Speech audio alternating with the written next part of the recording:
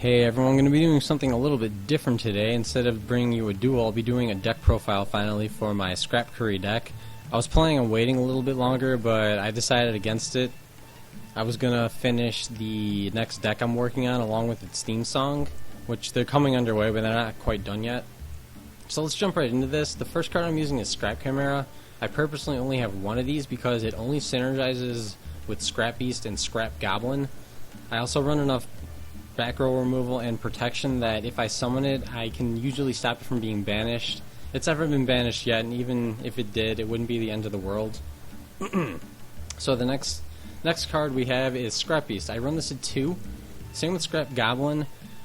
Running it at 3 was too much. There's 9 tuners in the deck total if you count search cards, which I think that's a pretty perfect number, especially for the number of non-tuners. It also combos really well with Scrap Chimera because it lets you go into a Scrap Dragon for free. Next up we have Nizamu. I like this. I call it a whack-a-mole floater because it's a floater that can go into itself. So when your opponent keeps attacking into it, the same one keeps coming out, and it's like they're playing whack-a-mole. It's also really nifty because this deck is a synchro deck. It relies off of synchros, that means. And if you have a tuner in your hand and you really need something to stick to the field, even if you go through all 3, you will have a monster left to sync with next turn and then bite back a bit. Next up is Saizen. This is one of 2 Karakuris in the entire main deck, since as you can see there's only 6 total, and I'll get into why I'm able to do that later, because there is a very specific reason that they're consistent. I don't run out of resources quickly. Even endgame, I'm still going to have some stuff to fight back with. And overall, Saizen, it's a really tricky card. Karakuris in general, they don't have that many tuners to choose from, but this is a really nice choice. Even if it was the only tuner, I would be happy to go with it. It's a really tricky card. If it's in defense mode, your opponent will be forced to attack into it and switch it to attack. Now, you'll probably be taking a little bit of damage from it, but that hardly matters in the long run because really you just need it to stick to the field and then make a synchro play next turn. And the reason it's tricky is because when it goes to attack mode, it can't be destroyed by battle. And on top of that, when it does take damage, it gains 800 more attack and defense. It actually applies to every Karakuri on the field, but I don't use it for that reason. It's usually just itself. So now they have to put it back into defense and attack over it that way. But at that point, it has 2600 defense, so if they don't have another beater, or if they don't have a beater with at least 2600 attack or 2650 attack, they can't get over it. Now it's stuck on the field, and they don't like that. Next up is Hamstrato. I consider this to be one of the most powerful cards in the entire deck. It makes for absolutely ridiculous synchro plays, and it also makes a really, really easy OTK to pull off. It's fairly consistent too, because like I said, there's a whole bunch of tuners in the deck. You just need this and one of the level 4 tuners and you're good to go. So how it works is that you flip Strato, hopefully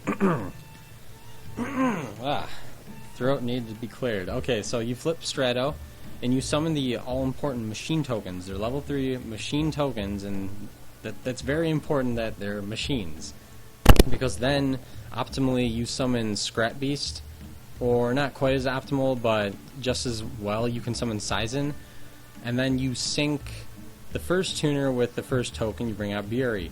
Buri special summons the next Saizen. You sync Saizen with the second token to bring out the second Buri. Buri then summons the final Saizen. Saizen syncs with Hamstrato itself, which is now level 3, and you bring out the final Buri, which then can bring out Nizamu. So now you went 2 for 4, and 3 of the monsters are really big beaters. If you're not able to OTK for whatever reason, you can also use 2 of them to go into the Draco Sack I'm running, which is just an overall safe, effective beater that also pops cards, so it's really good. Next up is Scrap Recycler.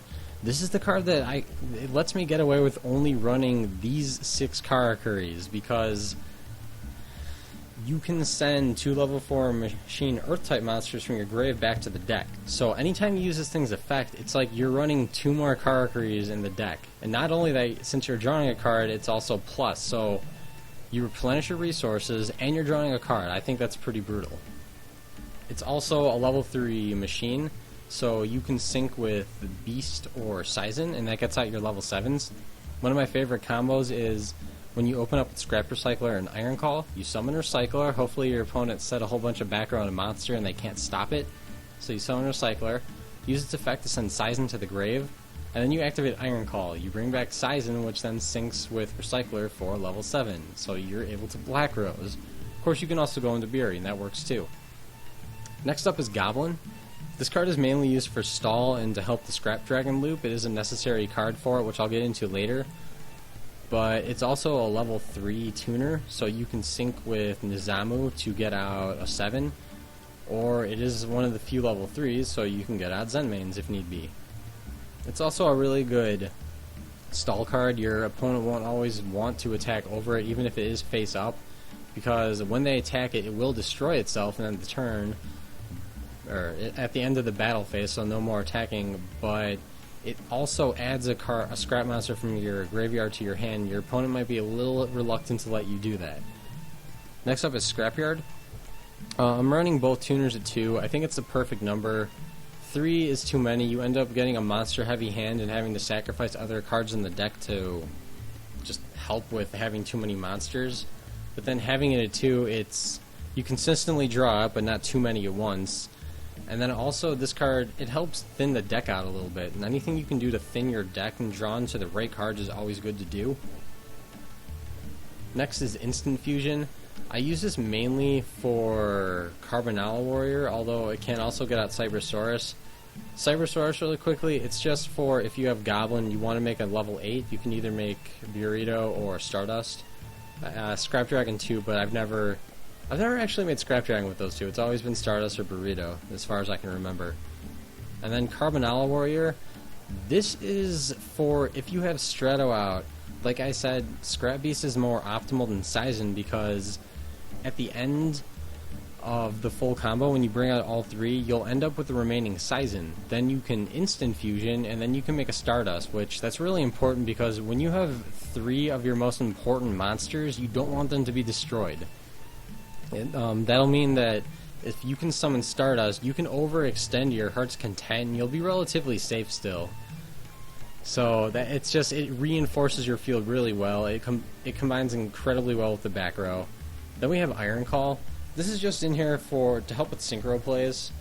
Alternatively to using Instant Fusion with Strato at the end, you can pull out the Nizamu, and then if you have Iron Call, you can go with the same level 8 you were going to make. Next up we have MST. I won't go into much detail for this. It's hopefully a staple that everyone's familiar with by this point. It is good for this format though because a lot of people are running tons of back row now. Whereas a few formats ago it was mainly just a bunch of monster match decks, so people were usually running this at 2, but now it works really well at 3. It also helps to reinforce that if you have a Strato combo out and you want to OTK, this will greatly increase your odds of it actually working and you winning. Then we have Forbidden Lance. I run it for almost the same reasons I'm using MST for, in that there's going to be a lot more back row this format, and if you want to get your monster combos off, which this deck needs to win, this will help protect it. So it's just pretty simple. It gives you survivability to your power monsters. Next up is Scrapstorm. This is actually really similar to Lance and kind of similar to MST. It's best to use when your opponent does something like you summon Scrap Beast and they chain something like Bottomless, or maybe you attack and they use Mirror Force or Deep Prison because you don't want this card being banished. You need it in your grave. It's very important. Then you chain Scrapstorm. Scrapstorm is a 2 for 2. You don't go plus or minus with it, but it does hugely help set up your plays because, like I said, you need this and you need this in the grave. So how it works is you summon this, then maybe your opponent activates Bottomless. Then you chain Scrapstorm. You send this to the grave. You send Goblin from your deck to the grave. You use Scrap Beast's effect to add back a Goblin, and then you draw a card. Or maybe you have Chimera in your grave and you add that back. So in that case, you just went 2 for 2, and they went 1 for 0. So you just went plus off of it. If you also, maybe you have 2 or 3, and your grave is already set up, and now it's just a dead card at this point, you can summon a Scrap Beast or a Scrap Goblin. You can chain multiple of these to the same monster. It won't mess it up. You won't be able to add more than one card because you can only destroy the monster once, but you'll be trading the dead cards for...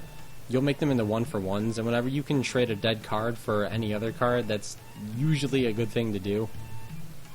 Next up, I'm going to wrap up Bottomless, Mirror Force, and Deep Prison in the same category. They all help protect my monsters. They remove monsters at the same time, so they're removing your competition. These three especially, they banish, and when a card is banished, it's a lot less accessible to most decks. And then Mirror Force is just a free plus card usually, at least 1-for-1. And it's just really good staple protection. Then I'm using Fiendish Chain as the final back row. This card has been seeing a lot of play this format already since we lost Solemn Warning, kind of, or they limited it. We lost Solemn Judgment, they limited Evac. I opted to go for this, especially over Torrential. I like it more. I usually have monsters on the field, so I don't want to nuke everything. Sometimes that helps a lot, sometimes it doesn't. It also helps protect against other decks that happen to be running Black Rose Dragon. You basically went 1-for-2 as long as they can't MST it or something, and it just stops a whole plethora of other dangerous monsters. It's just a really good card to use. It's convenient. So I already went over these two for instant fusion. You can use Cybersaurus with Scrap Goblin, get out a level 8. You can use Carbonala Warrior to go with any of the level 8 synchros. The next up is Scrap Dragon. This is where I'll talk about the Scrap Dragon loop. There's two different methods. I'm using the second one, which is a little bit less efficient than what a pure scrap deck would do, but it still works wonders, especially because I usually like to wait to use Scrap Chimera to get this out when I've already used my other cards. I make this my last play, and I purposely do that because once your opponent has already wasted enough of their resources, they're going to have a very hard time actually getting rid of this. So how Scrap Dragon works is when it gets destroyed by battle your opponent's card effect, you get to special summon a scrap monster from your grave. So in my case, I go with Scrap Goblin. Now, when and if my opponent tries to attack over Goblin in order to get rid of it because they've wasted all their other resources, Scrap Goblin's own effect goes off, and then it destroys itself and adds back Scrap Chimera, which then starts over the loop again. So you summon Scrap Chimera, special summon Scrap Beast, sync these two together, go for another Scrap Dragon, and then the same thing happens if they try to destroy you, summon back the Goblin. Then there's Burrito. I would love to be using 2 or even 3 of this, but there's just not enough room in the extra deck. Also, I've never felt like, oh no, I needed a second to go for game, and I lost because I didn't have the second. That's never happened. One has done its job just fine. Not to mention, I don't use this for the draw effect. Other Karakuri decks do, but I don't. I just use it for the spam capability and it being a big beater. Then there's Stardust. Simple card. I just use it to reinforce when I have tons of monsters out. It lets you overextend. I love being able to do that. Like, you use the Strato combo and you summon all 3 of these, and then you bring out a Stardust, and your opponent's probably, how do I get rid of all this stuff now? Especially if there's back row to defend with. Or just Stardust alone. If you use it in a deck with lots of back row like I'm using, how do you get over that? You have a Stardust and then maybe Deep Prison, Mirror Force, and Fiendish Chain. They can't attack over it. They can't use MSTs or Dark Hole to get over your spells and traps and Stardust. You'll just negate it. So there's very limited options there. Then we have Buri. This is the most important beater in the extra deck. It's the most common that I summon. It counters stuff like the Battle and Boxer XYZ, which can't be destroyed by battle and card effects twice and then gains a tons of attack. You put it to defense because it only gains attack, and then you can just run over it that way while it's in defense. It's also good for making the one Draco Sack I'm running because Draco Sack is just a really, really safe card. I only run one because it's very, very rare that I ever get out more than 2 7s at once. Or I should say more than 3, since you need 4 to make 2 of them. So just running 1 is the perfect amount. It has self-protection, it pops your opponent's cards, it's good for stalling, it's a good beater, it's just what's not to like about it. Then I didn't talk about Black Rose. It's another simple card that I'm able to make 7s, so if my opponent maybe goes first and they really commit hard to the field and I'm able to make a Black Rose play off of Scrap Recycler and say Iron Call, then it puts them in a horrible position, because I just went 2 for everything that they put onto the field first turn. Then there's Gemini Pearl. All the XYZs I'm using, they're kind of conditional. I don't usually get them out that often, but they do all have a purpose. Gemini Pearl's purpose is maybe I only have my level 4 tuners and my opponent has some sort of a beater. I can't do much about it. I need to summon something big, so I make Gemini Pearl. And it's just a simple beatdown monster. Then there's Symphony de Jin. This is another safe XYZ, which it's pretty much all I'm using are safe cards, aside from Pearl. Pearl's... I very rarely ever use it, though. Anyways, de Jin, it has self-protection, it has a built-in Book of Moon, has pretty decent defense. The attack is enough to get over most big beaters because their attack will be high, but their defense will tend to be low. So, especially when you go against a deck like Evil Sworns, when they summon Ophion, Ophion counters this deck really hard. I'm glad I haven't seen a whole lot of those decks in circulation at the moment, because you can't summon any of this stuff. So, you need something else. You can go into the Jin, flip it face down, and then attack over it because it has self-protection. Of course, you can also use your MSTs and Lances to help get the attack through.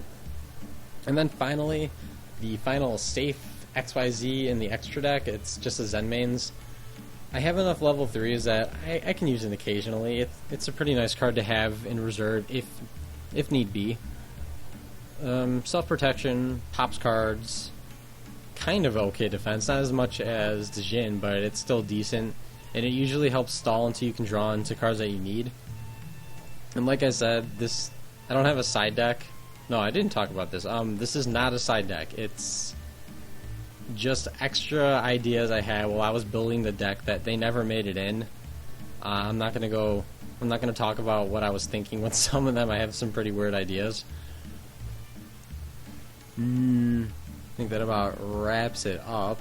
I will be building a side deck in the future, but not to brag. I usually build the side deck when I find something that consistently beats me, or I have a really hard time against, or especially that counters me directly, but nothing has really countered this deck. If I lose, it's usually because of a really terrible hand, like drawing all monsters or all spells and traps, and I just can't draw into anything else. Otherwise, nothing can really stop it. It's able to be Constellars, able to be Light Swarm, Zexal weapon decks fall pretty hard to it. Evil Swarms, anything with Incarnate Dragons doesn't even really counter it. So I haven't figured out what I need to side against in the first place. So this will be a work in progress. If I ever build it, I'll do a little update and I'll throw the side deck in. Anyways, if you enjoyed this video, please comment, rate, and subscribe, and stay brutal.